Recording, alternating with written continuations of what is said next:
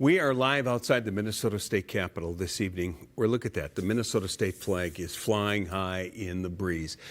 That flag, though, will soon be replaced. The commission charged with finding a new state flag and seal selected a final design this evening. Callan Gray was there for the debate, and she explains what's next.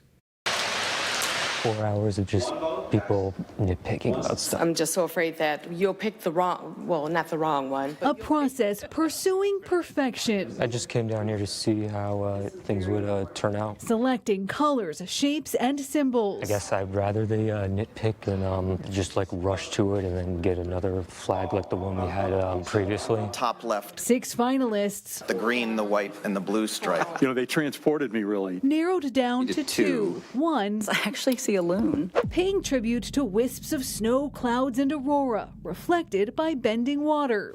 And I think about the history of this state as tied to the river. That's why we're here. That's why we're here in St. Paul. And I think that that is very symbolic of who we are as a state. And I think it's very inclusive. And I think it's beautiful. The other, 3 stripes, showcasing a North Star on an abstract shape of Minnesota. I think is a very clever design. For me anyway, each element speaks. Light blue, white, light blue really ties to the translation of the word Minnesota, sky-tinted water. I don't know if there's a way to combine them or if anybody feels strongly, but I know, I'm sorry. After 4 hours, the State Emblems Redesign Commission choosing the simpler flag. We try to do it as democratically as possible. Now considering changing that Minnesota shape with the colors, stripes, and star to be determined. Now we're going to allow the community of Minnesota to take a look at them, and hopefully we can hear from them. Clearly, I think there's a clear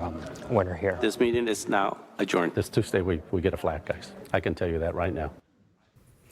The next meeting is Tuesday. The commission has to certify its flag and seal designs in a report to the legislature and governor by January 1st. If the legislature does not take any action, it would be effective May 11th of next year. But a lawmaker could always introduce a bill about the flag and seal in an effort to bring a vote to block it. But there did seem to be consensus about the one they chose tonight. I got to tell you, I think some people don't care about it. They say, I think more people do care about it. And it's been really interesting to follow it. The process has been kind of cool.